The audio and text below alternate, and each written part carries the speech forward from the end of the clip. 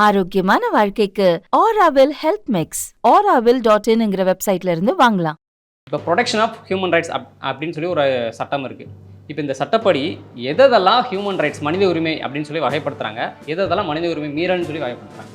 சொல்லப்பட்டதான வாழ்வு உரிமை, right to life, right to dignity, right to liberty, right to equality ஆகிய 4 பிரிவுகள் உள்ளடக்கியது தான் மனித உரிமைகள். இப்போ இந்த லோன் எடுத்திருக்கேன், சப்போஸ் என்னால் லோன் கட்ட முடியல, இப்போ வீட்டுக்கு வந்து ரெக்கவரி ஏஜென்சி வந்து ஹராஸ்மெண்ட் பண்ணுறாங்க, என்னைய எல்லாரும் முன்னாடி அசிங்கப்படுத்துகிறாங்க, இப்போ அது ஒரு என்னை வாழ விடாமல் டார்ச்சர் பண்ணுறாங்க. அப்போ அப்படிங்கும்போது அது ஒரு மனித உரிமை தானே, அவங்கள பற்றி ஹியூமன் ரைட்ஸ் சென்சர் கம்ப்ளைண்ட் பண்ண முடியாது. அதாவது யார் மனித உரிமையை மீறுகிறார்களோ அல்லது அதுக்கு தூண்டுகிறார்களோ அபட்மெண்ட் சொல்கிறது. பொதுவாக போலீஸில் ஒரு குற்றச்சாட்டு இருக்குது, எங்களை வந்து போலீஸ் எங்களை வந்து சுதந்திரமாக செயல்பட விட மாட்டாங்க, ஆவுனா மனித உரிமை ஆணையம் வந்துடுறாங்க அப்படின்னு சொல்லி ஒரு பொதுவான குற்றச்சாட்டு இருக்குது. உண்மையிலே அப்படி தான் இருக்கா? மனித உரிமை ஆணையத்துக்கு வர்ற புகார்களில் 90%, 95% புகார்கள் பார்த்திங்கன்னா காவல்துறையுடைய அத்துமீறல்கள் தான் வரும். தூத்துக்குடியில் ஒரு சம்பவத்தை கூட நீங்கள் பார்த்துருப்பீங்க. இப்போ ஒரு கனடாவில் கல்லூரியில் படித்திருந்த மாணவி, அவங்க புகார் கொடுத்து வழக்கு பதிவு செய்யலாம், ஒன்றும் பண்ணலை. அந்த பொண்ணை விமான நிலையத்திலேருந்தே அங்கேயும் சித்திரவதை பண்ணி டார்ச்சர் பண்ணி ரூம்களை அடைச்சி வச்சு அப்புறம் போலீஸ் ஸ்டேஷனில் அங்கங்கே போய் பிரச்சனை பண்ணி அந்த வழக்கை நான் தான் சூமோட்டோவாக எடுத்தேன். எந்தெந்த மாதிரி கேஸ்லாம் அப்படி தாமாக முன் வந்து விசாரிப்பீங்க, எந்தெந்த சமயங்களில் அப்படி தாமாக முன் வந்து விசாரிப்பீங்க? வெல்கம் டு மெய்ப்பொருள். இன்றைக்கி ஒரு முக்கியமான டாபிக் பற்றி ஒரு முக்கியமான ஆளுமையிட்ட நம்ம பேச போகிறோம். என்னென்னா, இப்போ நம்ம ஒரு போலீஸ் ஸ்டேஷன் போகிறோம், கம்ப்ளைண்ட் கொடுக்க போகிறோம், அங்கே போலீஸ் நம்மளை எப்படி ஹேண்டில் பண்ணுறாங்க, ஒருவேளை தப்பாக ஹேண்டில் பண்ணால் அதுக்கு என்ன பண்ணுறது? அதே மாதிரி கவர்மெண்ட் ஹாஸ்பிட்டல் போகிறோம், இல்லை கவர்மெண்ட் ஆஃபீஸ் போகிறோம், அங்கே நம்மக்கிட்ட சரியாக நடந்துக்கலை அப்படின்னா அதுக்கு என்ன பண்ணுறது? இப்போ வந்து ஒரு டிராஃபிக் போலீஸ் வந்து நம்மளை நிப்பாட்டுறாரு, நம்ம மேலே எந்த தப்பும் இல்லை, இருந்தாலும் நம்ம வந்து நம்ம வந்து ஒரு தப்பாக ஹேண்டில் பண்ணுறாருன்னா அந்த மாதிரி சமயங்களில் நம்ம என்ன பண்ணுறது? இப்போ போலீஸை பற்றி போலீஸ் ஸ்டேஷன் போய் கம்ப்ளைண்ட் பண்ண சொல்கிறீங்களா, கவர்மெண்ட் ஸ்டாஃப் பற்றி கவர்மெண்ட்டில் போய் கம்ப்ளைண்ட் பண்ண சொல்கிறீங்களா அப்படின்னு கேட்டால் கிடையாது. இனி போலீஸை பற்றி இல்லை கவர்மெண்ட் ஸ்டாஃப் பற்றி போலீஸ்லாம் போய் கம்ப்ளைண்ட் பண்ண அவசியமே இல்லை. அதுக்குன்னே கம்ப்ளைண்ட் பண்ணுறதுக்கு உடனடியாக ஆக்ஷன் எடுக்கிறதுக்குன்னு சொல்லி ஹியூமன் ரைட்ஸ் கமிஷன் அப்படின்னு சொல்லி ஒரு அமைப்பு இருக்குது. ஸோ அப்படி ஹியூமன் ரைட்ஸ் கமிஷனில் கம்ப்ளைண்ட் பண்ணால் அவங்க என்ன ஆக்ஷன் எடுப்பாங்க, அவங்களுக்கு என்ன பவர் இருக்குது, ஹியூமன் ரைட்ஸ்னால் என்ன அப்படிங்கிறத பற்றி இன்றைக்கி நம்ம யார்கிட்ட தெரிஞ்சுக்க போகிறோம் அப்படின்னா, தமிழ்நாடு மாநில மனித உரிமைகள் ஆணையத்தில் 2017 2022 வரைக்கும் மெம்பராகவும் சேர்பர்சனாகவும் பணிபுரிந்த ஓய்வு பெற்ற நீதியரசர் திரு துரை ஜெயச்சந்திரன் அவர்கள்ட்ட டீட்டெயிலாக கேட்டு தெரிஞ்சுக்கலாம். வணக்கம் சார். வணக்கம் சார். எங்களோட மெய்ப்பொருள் நிகழ்ச்சி உங்களை வரவேற்கிறதுல எங்களுக்கு மிக்க மகிழ்ச்சி, பெருமையாகவும் இருக்குது. இப்போ எல்லா மனிதர்களுக்கும் வந்து இந்திய அரசு சட்டம் ஒரு அடிப்படை உரிமைகள் கொடுத்துருக்கு, அதில் மனித உரிமைகளும் இருக்குது. இப்போ ப்ரொடெக்ஷன் ஆஃப் ஹியூமன் ரைட்ஸ் அப்படின்னு சொல்லி ஒரு சட்டம் இருக்குது. இப்போ இந்த சட்டப்படி எதெல்லாம் ஹியூமன் ரைட்ஸ் மனித உரிமை அப்படின்னு சொல்லி வகைப்படுத்துகிறாங்க, எதெல்லாம் மனித உரிமை மீறல்னு சொல்லி வகைப்படுத்துகிறாங்க? அதாவது 1997 வருடத்திலே மனித உரிமைகள் பாதுகாப்பு சட்டம் வந்து மனித உரிமைகளை பாதுகாப்பதற்கும் ப்ரமோட் பண்ணுவதற்கும் அதை அத்துமீறலில் ஈடுபடுவதற்கும் எப்படி ஒரு ஆணையம் வந்து அதை கண்காணிக்கணும், தவறு செய்த அதிகாரிகள் மேலே நடவடிக்கை எடுக்கிறதுக்காக ஏற்படுத்தப்பட்டது தான் இந்த மனித உரிமை ஆணையம். அந்த ஆணையத்தினுடைய பிரிவு 2Dயில் பார்த்திங்கன்னா எதெல்லாம் மனித உரிமைகள் அப்படின்னு ஒரு வரையறுக்கிறாங்க. அதில் பார்த்திங்கன்னா இந்திய அரசியலமைப்பு சட்டம் வழங்கிய உரிமைகள், அதே போல் சர்வதேச ஐநா சபையால் அங்கீகரிக்கப்பட்ட யூனிவர்சல் டெக்ளரேஷன் ஆஃப் அக்ரிமெண்ட்டுங்கிற சொல்கிற அதன் அடிப்படையில் சொல்லப்பட்டதான வாழ்வு உரிமை, right to life, right to dignity, right to liberty, right to equality ஆகிய 4 பிரிவுகள் உள்ளடக்கியது தான் மனித உரிமைகள். அதில் பார்த்திங்கன்னா ரைட் டு லைஃப்னு சொல்லக்கூடிய அந்த இதில் எல்லா உரிமையும் வரும். Right to life, right to water, right to food, right to environment, right to health, வாழ்றதுக்கு என்னென்ன விஷயங்கள் தேவைப்படுதோ, வாழ்வதற்கு என்னென்ன நமக்கு தேவையோ அது எப்போயெல்லாம் அத்துமீற, அதாவது நமக்கு கிடைக்க மறுக்கிறதோ அல்லது அதுக்கு அது உரிய அரசாங்கமோ அந்த அரசு அதிகாரிகளோ இதை செயல்படுத்துவதற்கு தவறுகின்ற பொழுது அதை கண்காணிப்பதற்கும் அதை மேம்படுத்துவதற்கும் தான் இந்த அமைப்பு இருக்கிறது. அதாவது அரசு அதிகாரிகள் வந்து இல்லை அரசு அலுவலர்கள் வந்து ஒரு மனித உரிமை மீறலை ஈடுபட்டால் அவங்களை கண்காணிக்கிறதுக்கோ தண்டிக்கிறதுக்கு தான் ஹியூமன் ரைட்ஸ் கமிஷன் இருக்குது. ஆமாம். இப்போ எனக்கு ஒரு சந்தேகம், இப்போ இந்த லோன் எடுத்திருக்கேன், சப்போஸ் என்னால் லோன் கட்ட முடியல, இப்போ வீட்டுக்கு வந்து ரெக்கவரி ஏஜென்சி வந்து ஹராஸ்மெண்ட் பண்ணுறாங்க, என்னைய எல்லாரும் முன்னாடி அசிங்கப்படுத்துகிறாங்க, இப்போ அது ஒரு என்னை வாழ விடாமல் டார்ச்சர் பண்ணுறாங்க, அப்போ அப்படிங்கும்போது அது ஒரு மனித உரிமை மீறல் தானே, அவங்கள பற்றி ஹியூமன் ரைட்ஸ் சென்சர் கம்ப்ளைண்ட் பண்ண? அதாவது ஒரு தனி மனிதர் மீது வந்து பிரச்சனை வந்து 2 தனி மனிதருக்குள்ள இடையில் உள்ளது. அதனால் ஒரு அந்த பிரச்சனைகளை வந்து அவங்க மேலே நடவடிக்கை எடுக்க முடியாது. ஏனென்றால் மனித உரிமை அந்த சட்டம் 12(1) தெளிவாக சொல்லுது. யார் மேலேன்னா, அதாவது யார் மனித உரிமையை மீறுகிறார்களோ அல்லது அதுக்கு தூண்டுகிறாங்களோ, அபட்மெண்ட் சொல்கிறது, தூண்டுறது, அல்லது negligent in preventing the violation of human rights. இப்படி ஒரு மனித உரிமையை மீறல் நடக்குது, அதை தடுப்பதற்கு எந்தெந்த பொது அதிகாரின்னு வருது, அதில் பப்ளிக் அத்தாரிட்டி. இந்த complaint against the public authority மட்டும்தான் மனித உரிமை ஆணையத்தில் விசாரிக்க முடியும். இதர பிரிவு இப்போ நீங்கள் சொல்கிற மாதிரி அது இப்போ ஃபைனான்ஸு மேட்டரில் தவறு நடந்தாலும் அவங்க சட்டப்படி தான் செயல்பட முடியும். அடாவடித்தனம் பண்ணுறதுக்கு வழி இல்லை. ஆனாலும் அது குறித்து நடவடிக்கை எடுக்கிறதுக்கு சாதாரண சட்டம், தண்டனை சட்டம் இருக்குல்ல, அதன்படி காவல்துறையில் புகார் செய்து அவர்கள் தான் அதை நடவடிக்கை எடுக்க முடியும். மனித உரிமை ஆணையம் அந்த இதில் தலையிட முடியாது. ஓகே சார், நீங்கள் 5 வருஷம் ஹியூமன் ரைட்ஸ் கமிஷனில் மெம்பராகவும் சேர்பர்சனாகவும் இருந்திருக்கீங்க. இப்போ நீங்கள் இருந்த காலகட்டங்களில் நான் இப்போ பார்க்கும்போதெல்லாம் அதிகமாக போலீஸ் மேலே ஆக்ஷன் எடுத்தேன். ஹியூமன் ரைட்ஸ் கமிஷன் வந்து போலீஸ் மேலே ஆக்ஷன் எடுத்தால் நான் நிறையா நியூஸ் பார்த்துருக்கேன். அந்த மாதிரி தான் நீங்கள் ஹியூமன் ரைட்ஸ் கமிஷன் மெம்பராகவும் சேர்பர்சனாகவும் இருந்தப்போ போலீஸ் மேலே என்னென்ன மாதிரியான ஆக்ஷன், மனித உரிமை மீறல் கம்ப்ளைண்ட்லாம் வந்திருக்கு, நீங்கள் என்ன மாதிரியான ஆக்ஷன்லாம் எடுத்திருக்கீங்க? மனித உரிமை ஆணையத்துக்கு வர்ற புகார்களில் 90%, 95% புகார்கள் பார்த்திங்கன்னா காவல்துறையுடைய அத்துமீறல்கள் தான் வரும். லாக்அப் டெத்து, போலீஸ் ஸ்டேஷனில் கூட்டு போய் அடித்து சித்திரவதை பண்ணுறது, அல்லது புகார் கொடுத்தும் வழக்கு பதிவு செய்ய மறுக்கிறது, பாலியல் குற்றச்சாட்டோ பெண்கள் குறித்தான புகார்கள் மீது எந்த விதமான நடவடிக்கை எடுக்காமல் இருக்கிறது, அந்த மாதிரி இருக்குது. அதே போல் சிறைச்சாலையில் சந்தேகத்துக்குரிய மரணம் அடைகிறது, அல்லது காவலர்களால் சித்திரவதை செய்யப்பட்டு அவங்க இறந்து போகிறாங்க, தூக்கிட்டு செல்வது, இந்த மாதிரி பிரச்சனைகள்லாம் இருக்கும் பொழுது எங்கெங்கெல்லாம் மனித உரிமை மீறல்கள் ஏற்படுவதோ அதில் பண்ணலாம். அதாவது பொதுவாக எந்த ஒரு இரு நபர்களுக்குடைய ஏதாவது தகராறோ அல்லது பிரச்சனையோ குற்ற வழக்கு சம்பந்தமாக இருந்தால் எந்த ஒரு புகார் கொடுத்தாலும் அதில் முகாந்தரம் இருந்தால் கட்டாயமாக வழக்கு பதிவு செய்ய வேண்டியது. அதாவது குடிப்பழக்கமே இல்லாத ஒருத்தர் மேலே குடிச்சிட்டு வண்டி ஓட்டினார்னு சொல்லி போய் கேஸ் போட்டதுக்காக ஒரு டிராஃபிக் போலீஸுக்கு வந்து 1 லட்ச ரூபா வந்து மாநில மனித உரிமை தீர்ப்பு சொல்லியிருக்காங்க, உத்தரவு போட்டிருக்காங்க, ஃபைன் கட்டணும்னு சொல்லி. அப்புறம் நெல்லையை சேர்ந்த ஒருத்தருக்கு வந்து விசாரணைங்கிற பேரில் தாக்குதல் நடத்தினதுனால 2 போலீஸ்க்கு மொத்தம் 4 லட்ச ரூபா ஃபைனுன்னு சொல்லி அந்த ஃபைனை வந்து பாதிக்கப்பட்டவர் கொடுக்கணும்னு சொல்லி உத்தரவு போட்டிருக்காங்க. சேலமில் விசாரணைக்குன்னு கூட்டு போன ஒருத்தர் வந்து உயிரிழந்த அந்த கேஸில் வந்து 7 போலீஸ்க்கு 10 லட்ச ரூபா ஃபைன் போட்டிருக்காங்க, எஸ்எஸ்ஆர்சி வந்து ஃபைன் போட்டிருக்காங்க. சென்னையில் ஒரு குடும்ப பிரச்சனையில் கட்டா பஞ்சாயத்து பண்ண ஒரு லேடி இன்ஸ்பெக்டருக்கு 50,000 ரூபா ஃபைன் போட்டிருக்காங்க, டிசிப்ளினரி ஆக்ஷன் எடுக்க சொல்லி எஸ்எஸ்ஆர்சி சொல்லியிருக்காங்க. கோயம்புத்தூரில் நிலப்பிரச்சனை சம்மந்தமாக கம்ப்ளைண்ட் பண்ண வந்த ஒரு லேடி கிட்ட ஒரு இன்ஸ்பெக்டர் வந்து கண்ணிய குறைவாக நடந்துக்கிட்டதால அந்த கேஸில் வந்து அந்த போலீஸ் வந்து அந்த பெண்ணுக்கு வந்து 50,000 ரூபா ஃபைன் கட்டணும் அப்படின்னு சொல்லி எஸ்எஸ்ஆர்சி உத்தரவு போட்டிருக்காங்க. கோவையில் ரேஷன் கடை முறையீடு சம்மந்தமாக கம்ப்ளைண்ட் கொடுக்க போனவர் மேலேயே பொய் கேஸ் போட்ட எஸ்ஐ உட்பட 4 போலீஸ்க்கு வந்து 5 லட்ச ரூபா நீங்கள் ஃபைன் கட்டணும் அப்படின்னு சொல்லி பாதிக்கப்பட்டவர் கொடுக்கணும்னு சொல்லி எஸ்எஸ்ஆர்சி உத்தரவு போட்டிருக்காங்க. தென்காசியில் ஒரு டவுரி கேஸில் அந்த கம்ப்ளைண்ட்டை வந்து சரியாக விசாரிக்கலன்னு சொல்லி ஒரு லேடி இன்ஸ்பெக்டருக்கு வந்து 1 லட்ச ரூபா ஃபைன்னு சொல்லி அதை வந்து அந்த பாதிக்கப்பட்ட பெண்ணுக்கு கொடுக்கணும்னு சொல்லி எஸ்எஸ்ஆர்சி உத்தரவு போட்டிருக்காங்க. வாகன சோதனை டிராஃபிக் போலீஸ் வந்து வாகன சோதனை பண்ணுறப்போ லத்தியால் அடித்ததால் அந்த வாகன ஓட்டி கீழே வந்து அவர் கால் உடஞ்சதுனால பாதிக்கப்பட்டவருக்கு வந்து 3 லட்ச ரூபா இழப்பீடு கொடுக்கணும்னு சொல்லி எஸ்எஸ்ஆர்சி உத்தரவு போட்டிருக்காங்க. ஸோ இப்படி எனக்கு இது நான் இவ்வளோ தூரம் சொல்கிறேன் அப்படின்னா, இப்போ நான் இது பார்த்தது எல்லாமே 2025 வந்த உத்தரவுகள் எஸ்எஸ்ஆர்சிலேருந்து. இப்போ இதெல்லாம் பார்க்கும்போது போலீஸ் தான் அதிகமாக வந்து வயலேஷன்ஸ் பண்ண மாதிரி எனக்கு தெரியுது பார்க்கும்போது.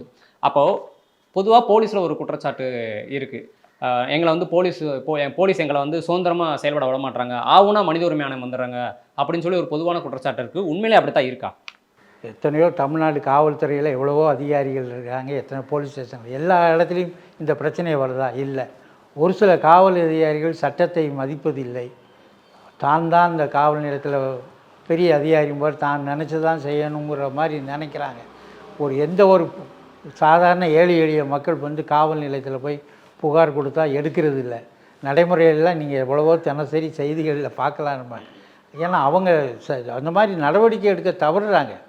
சரியான நடவடிக்கை எடுத்தால் அவங்க ஏன் இங்கே வரப்போகிறாங்க? புகாரில் நடவடிக்கை எடுக்கலாம்னா முதல்ல பார்த்தீங்கன்னா இந்த தூத்துக்குடியில் ஒரு சம்பவத்தை கூட நீங்கள் பார்த்துருப்பீங்க. இப்போ ஒரு கனடாவில் கல்லூரியில் படித்திருந்த மாணவி ஃப்ளைட்டில் வரும்பொழுது பழைய முன்னாள் கவர்னர் அந்த அம்மா வரும்போது அது வந்து ஒரு பாஜக ஒழிக என்னமோ அப்படி சொல்லியிருக்குது.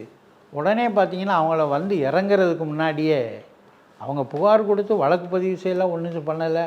அந்த பொண்ணை விமான நிலையத்திலேருந்தே அங்கேயும் சித்திரவதை பண்ணி டார்ச்சர் பண்ணி ரூம்குள்ளே அடைச்சி வச்சு அப்புறம் போலீஸ் ஸ்டேஷனில் அங்கங்கே போய் பிரச்சனை பண்ணி அந்த வழக்கை நான் தான் சூமோட்டோவாக எடுத்தேன் அப்போ.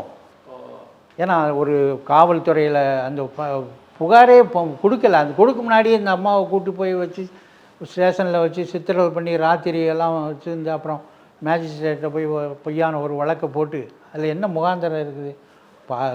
ஒரு ஏதோ எதிர்ப்பு குரல் கொடுத்தாங்கங்கிறத வச்சு. ஏன்னா அந்த மாதிரி இதில் டிவிலெலாம் வந்தது. நீங்கள் அந்த பொண்ணை வந்து விமான நிலையத்துலேருந்தே நேரடியாக கைது பண்ணி கொண்டு போய் விசாரிக்கிறாங்க. புகாரே அதுக்கப்புறம் தான் கொடுக்குறாங்க. இவ்வளவுக்கு மத்தியில் அவங்க என்ன சொல்கிறாங்க, போலீஸ் அந்த வழக்கில் சொன்னதை சொல்கிறேன். அவங்க அந்த அம்மாவை கவர்னராக இருந்தவங்க புகார் கொடுத்ததாகவும் இந்த அம்மா அங்கேருந்து அந்த பெண் பாதிக்கப்பட்ட பெண் வந்து விமான நிலையத்துலேருந்து எங்கேயோ போயிடுச்சு, ரெண்டாவது நாங்கள் போய் திரும்ப பிடிச்சி வந்தது கேஸ் போட்டோம்னு சொல்லி ஒரு பொய்யான ஒரு சங்கதியை சொல்கிறாங்க. தொலைக்காட்சிகள்லேயே நேரடியாக அங்கேருந்து கூட்டு போனதெல்லாம் வந்தது. அந்த வழக்கை நான் தான் சூமோட்டோவாக எடுத்து விசாரித்து அந்த பொண்ணை கனடாவுக்கு பாஸ்போர்ட்டெல்லாம் பறிமுதல் செய்து வச்சுக்கிட்டாங்க. அப்புறம் நான் தான் அது உண்மையை தலையிட்டு விசாரித்ததுக்கப்புறம் அந்த பொண்ணை படிப்பு தொடர வச்சோம். அந்த வழக்கிலையும் பார்த்திங்கன்னா கடைசியில் முழுமையான விசாரணைக்கு பின்னே காவல்துறையினர் வந்து ஒரு படிக்கிற பிள்ளைய எந்த புகாரும் இல்லாமல் கூட்டி போய் சித்திரவதை பண்ணி நைட்டில் பூரா காவல் நிலையத்தில் வச்சு தண்ணி சாப்பாடு கூட கொடுக்க நீதிமன்றத்தில் போய் ரிமாண்ட் பண்ணி அவங்க மூலமாக தான் அப்புறம் வந்து பயில் விட்டுருக்காங்க.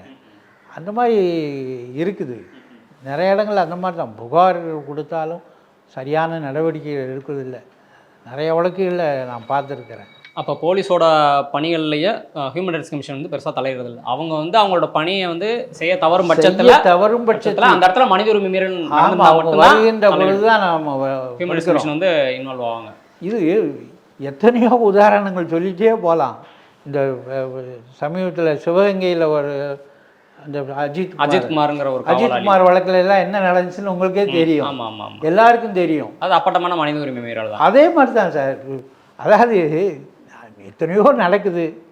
ஒன்று ரெண்டு உங்களுடைய பத்திரிகைகள் தொலைக்காட்சிகள் வந்ததுக்கப்புறம் தான் இப்போ இதெல்லாம் உடனுக்குடன் போகுது. மக்களுக்கும் ஒரு விழிப்புணர்வு ஏற்படுது. உடனே புகார் செய்யணும், ஆணையத்துக்கு வருது. நாங்கள் இருந்த காலத்தில் புகார்தாரர்கள் கொடுக்க முன்வரை நிறைய பேர் போலீஸை எதிர்த்து புகார் தருவதற்கு தயங்குவாங்க, பயப்படுவாங்க. அப்படிப்பட்ட சூழ்நிலையில் ஆணையமே தாமாக முன் வந்து அந்த விசாரணை எடுத்து நேரடியாக நாங்கள் போலீஸுக்கிட்ட எந்த இதுவும் பண்ணுறதில்ல. அவங்க மேலதிகாரிக்கு அனுப்பி இதில் என்ன நடந்துச்சு, உண்மையான நடந்தது என்ன, அவங்களே விசாரிக்க சொல்லி ஒரு அறிக்கை தாக்கல் செய்ய சொல்வோம். அதன் அடிப்படையில் அவங்க இருக்குதா. அதே மாதிரி பார்த்திங்கன்னா 150 வழக்குகளில் காவல்துறை உயர் அதிகாரிகளே இந்த காவலர்கள் தப்பு செய்திருக்கிறாங்க அப்படின்னு சொல்லி எங்கள்கிட்ட அறிக்கை கொடுக்குறாங்க. அந்த மாதிரி நிறையா இருக்குது. இப்போ நீங்கள் பேசிக்கிட்டு இருக்கும்போது ஜூமோட்டோன்னு சொன்னீங்க. அதாவது தாமாக முன் வந்து ஹியூமன் ரைட்ஸ் கமிஷன் வந்து கேஸ் எடுக்க விசாரிக்கும் அப்படின்னு சொல்லி எந்தெந்த மாதிரி கேஸ்லாம் அப்படி தாமாக முன் வந்து விசாரிப்பீங்க? எந்தெந்த சமயங்களில் அப்படி தாமாக முன் வந்து விசாரிப்பீங்க? அதாவது இந்த சட்டம் 12(1) பார்த்தீங்கன்னா தாமாக முன் வந்து எடுக்கலாம். பாதிக்கப்பட்ட நபரும் புகார் சொல்லலாம். அதே போல் பாதிக்கப்பட்ட நபருக்கு வேண்டியவர்கள், உறவினர்கள், நண்பர்கள் அவங்களும் புகார் கொடுக்கலாம். சூமோட்டோ என்னென்னா சில முக்கியமான பிரச்சனைகள் நடக்குது. அப்படிப்பட்ட சூழ்நிலையில் வந்து ஒரு சட்டம் ஒழுங்கு ஏற்படுறது, மக்கள் வந்து கொந்தளித்து போய் ஒரு பெரிய போராட்டம் பண்ணுறாங்க, போலீஸ் நடவடிக்கை எடுக்கலை, அந்த மாதிரி சமயத்தில் நாங்கள் தலையிடுவோம். ஆணையம் தலையிட்டு அது வழக்கு எடுத்தோம்னா அதில் ஒரு தீர்வு காண்பதற்கு வழிவகை உண்டு. அதுபோல் என்னுடைய சர்வீஸ் காலத்தில் அந்த மாதிரி நிறைய பிரச்சனைகளுக்கு நாங்கள் பார்த்துருக்குறோம். இப்போ ஹியூமன் ரைட்ஸ் கமிஷன் வந்து இவ்வளோ லட்சம் இழப்பீடு கொடுக்கணும், இவ்வளோ லட்சம் இழப்பீடு கொடுக்கணும்னு சொல்லி உத்தரவு போடுறாங்க. ஆனால் அந்த உத்தரவை அந்த சம்மந்தப்பட்ட குற்றம் சாட்டப்பட்டவர் வந்து மதிக்கிறாரா இல்லையா? அப்படி ஒரு மதிக்கலைன்னா அவர் மேலே என்ன ஆக்ஷன் எடுப்பாங்க? அதாவது இந்த மனித உரிமைகள் பாதுகாப்பு சட்டம் 18ன்னு ஒரு செக்ஷன் இருக்குது. அதன் பிரகாரம் நாங்கள் வழக்கு விசாரணை முடித்து அரசாங்கத்திற்கு பரிந்துரை செய்வோம். இந்த வழக்கில் இவ்வளவு இழப்பீட்டு தொகையை கொடுக்கணும், இந்த அதிகாரி மீது துறை சார்ந்த நடவடிக்கை எடுங்க, இல்லை அவர் செய்த குற்ற தன்மையின் அடிப்படையில் அவர் மீது குற்ற வழக்கு பதிவு செய்து கூட நடவடிக்கை எடுக்கலாம்னு நாங்கள் அனுப்புவோம். அது வந்து சட்டத்தில் வந்து அது ரெக்கமெண்டேஷன், ஒரு பரிந்துரை என்று இருந்த போதிலும் கூட இதை வந்து அமுல்படுத்த முடியாதுன்னு சொல்லி பல முறையில் அரசாங்கத்தில் வந்து அதுவும் காவல்துறையிலேருந்து ஒரு எதிர்ப்பெல்லாம் சொல்லிகிட்டு இருந்தாங்க. இது சம்பந்தமாக சென்னை உயர்நீதிமன்றத்தில் ஒரு வழக்கு நடந்து 3 நீதிபதிகள் கொண்ட ஒரு அந்த ஃபுல் பெஞ்சானது மனித உரிமை ஆணையம் பிறப்பிக்கிற எந்த ஒரு பரிந்துரையும் ஒரு தீர்ப்பு மாதிரி தான். அது ஒரு அட்ஜுடிகேஷன் ஆர்டர். அரசாங்கம் கண்டிப்பாக அந்த உத்தரவை மதித்து இழப்பீட்டுத் தொகை வழங்க வேண்டும் என்று சொன்னால் கொடுக்க வேண்டும், அல்லது துறை சார்ந்த நடவடிக்கையை எந்த உத்தரவோ அதன்படி செய்ய வேண்டும் என்று நடக்குது. 2020-21 என்று நினைக்கிறேன். ஒரு ஃபுல் பெஞ்ச் கோர்ட்டு நம்ம இதில் மதுரை சென்னை உயர்நீதிமன்றத்திலே சொல்லியிருக்காங்க. அதே மாதிரி கொடுத்துருக்காங்க. உதாரணத்துக்கு ஒன்று சொல்லணும்னு பார்த்தீங்கன்னா, குடியாத்தம்ங்கிற ஊரில் ஒரு முன்னாள் இராணுவ வீரர் அவர் வந்து ஓய்வு பெற்று இருக்கும்போது கோழிப்பண்ணை நடத்திட்டு இருக்கிறார். அந்த வழக்கில் பார்த்தீங்கன்னா வேறு ஒரு நபர் ஒருவர் கொலை செய்யப்பட்டிருக்கிறார். அந்த கொலை வழக்கில் இவரை சந்தேகப்பட்டு கொண்டு போய் இவரை கூட்டு போய் சித்திரவதை பண்ணி ஸ்டேஷனில் செயினில் வச்சு கட்டி போட்டு இப்போ அடித்து அங்கேயே காவல் நிலையத்திலே மரணம். 2-3 ஸ்டேஷனில் கொண்டு போய் வச்சு அடிக்கிறாங்க, செய்கிறாங்க, மரணம் ஆகி போகுது. அப்போ இப்போ கேஸும் நடத்தாமல் செய்யறது இருக்கும்போது அப்புறம் நாங்களும் எடுத்து விசாரித்து வந்தோம். அப்போ அந்த வழக்கில் பார்த்தீங்கன்னா டாக்டரும் சரியான முறையில் போஸ்ட்மார்ட்டம் பண்ணாமல் கொஞ்சம் இது பண்ணியிருக்காரு. 2வது அந்த விசாரணையில் அப்புறம் எங்களுடைய ஆணையத்துக்கு நாங்கள் எடுத்ததுக்கப்புறம் விசாரணை செய்யும்போது எங்களுக்கென்று ஒரு புலனாய்வு பிரிவே மனித உரிமை ஆணையத்தில் இருக்குது. ஒரு ஐஜி, ஒரு எஸ்பி, டிஎஸ்பி, இன்ஸ்பெக்டர் அவங்களாம் இருக்காங்க. அவங்கள வச்சு நாங்கள் ஒரு புலன் விசாரணை செய்வோம். அவங்களே போய் விசாரித்து அந்த வழக்கில் செஞ்சு அந்த காவல் நிலையத்தில் இருக்கிறவங்க அடித்து சித்திரவதை பண்ணனால தான் அவர் இறந்தார் என்று சொல்லி அறிக்கை கொடுத்தாங்க. அப்புறம் நாங்கள் விசாரித்ததுலேயும் அது அப்படி தான் தெரிய வந்தது. கடைசியில் நாங்கள் அதில் ஒரு 10 லட்ச ரூபா இழப்பீட்டுத் தொகை தர வேண்டும் என்று அரசுக்கு பரிந்துரை பண்ணோம். அதை ஏற்று அரசாங்கமும் ஒரு அரசாணை வெளியிட்டு 10 லட்ச ரூபா அவங்களுக்கு கொடுத்தாச்சு. மேல்முறையீடு போயும் அது வந்து தீர்ப்பு எங்கள் ஆணையத்தினுடைய தீர்ப்பு உறுதி செய்யப்பட்டது. இதை மாதிரி நிறையா சொல்லிகிட்டே போகலாம். அதாவது இப்போ ஜூமோட்டோ அப்படின்னா ஒரு நியூஸில் இல்லை நியூஸ் சேனலில் இந்த மாதிரி பப்ளிஷ் ஆகிற விஷயங்கள், வைரல் ஆகிற விஷயங்கள், அதில் உண்மையிலே மனித உரிமைகள் நடந்துச்சுன்னா அதை தாமாக வந்து நீங்கள் எடுத்து விசாரிக்கிறது. ஆமாம். அது ஏன்னு கேட்டிங்கன்னா, இப்போ காவல்துறை அதிகாரிகள், பாதிக்கப்பட்ட காவல்துறை அதிகாரிகள் அந்த பிரச்சனைகளே கூட நாங்கள் ஒரு வழக்கு எடுத்துருக்கிறேன். போலீஸ்க்கே மனித உரிமைகள் நடந்திருக்கு. ஆமாம். எப்படின்னு கேட்டிங்கன்னா தெரிஞ்சிருக்கும் உங்களுக்கு எல்லாருக்கும். பத்திரிக்கைலாம் வந்தது தான். அவர் வந்து ஒரு காவல்துறை எஸ்பியோட காரில் வாகனத்தில் வந்துட்டு இருக்கும்போது பாலியல் அத்துமீறல் நடந்ததா சொல்லி அந்த அம்மா இப்போ பணியில் தான் இருக்கிறாங்க. அவங்ககிட்ட பாலியல் அத்துமீறல் நடந்ததா சொல்லி பிரச்சனை ஆகுது. அவங்க வரும்போது அங்கே செங்கல்பட்டில் வந்து அந்த எஸ்பி ஒருத்தர் காரை மறிச்சுக்கிட்டு போக விடாமல் இந்த அம்மா கம்ப்ளைண்ட் பண்ணணும்னு போக விட மாட்டேங்கிறாங்க. அவங்களும் அப்புறம் எங்கெங்கேயோ சொல்லி பார்க்காங்க, ஒரு நடவடிக்கையும் எடுக்கலை. 2 நாள் அப்போ சனி ஞாயிறு வந்தது. அந்த விவகாரம் வந்ததை பத்திரிகைகளில் பார்த்துட்டு நான் தான் ஆணையத்தில் உறுப்பினராக இருக்கும்போது தாமாக முன் வந்து அந்த வழக்கை எடுத்து டிஜிபிக்கு இதெல்லாம் விசாரிக்கிறதுக்கு நாங்கள் நடவடிக்கை எடுத்தேன். அதன் பின்னர் தான் உயர்நீதிமன்றமும் அந்த வழக்கை தாமாக விசாரணைக்கு எடுத்துக்கொண்டு அது வந்து வழக்கெல்லாம் நடந்து அப்புறம் அவர் மீது குற்றம் நிறுவனமாகி இப்போ வழக்கு கிரிமினல் கோர்ட்டில் நடந்துகிட்டு இருக்குது. இதை மாதிரி எத்தனையோ சொல்லலாம். ரிட்டையர்டு போலீஸ் ஆஃபீஸர்கள் ஒரு பணியில் கோயம்புத்தூரில் பார்த்தீங்கன்னா ஒரு இன்ஸ்பெக்டரை கூட வேலை செய்த போலீஸ் அதிகாரியே பாலியல் ரீதியாக தொந்தரவு பண்ணுறான்னு சொல்லி எங்கள்கிட்ட புகார் கொடுத்து இதை மாதிரி நிறையா இருக்குது. ஒரு ஐஜி மேலேயே கூட நான் பேர் சொல்லக்கூடாது. ஒரு ஐஜி மேலேயே ஒரு பணியில் இருந்த சப் இன்ஸ்பெக்டர் புகார் கொடுத்து டார்ச்சர் பண்ணாங்கன்னு சொல்லி கொடுத்து அவங்க ஒரு ஐஜி விசாரிச்சே ஒரு ரிப்போர்ட்லேயே ஆமாம் இவத்து மனித உரிமை மீறல் நடந்திருக்குன்னு ஒரு ரிப்போர்ட்லாம் கொடு. இதை மாதிரி நிறையா இருக்குது. சாதாரண மக்கள் இல்லை, காவல்துறையிலையும் பாதிக்கப்பட்டிருந்தால் கூட ஆணையமே நாங்கள் எத்தனையோ பண்ணியிருக்கிறோம்.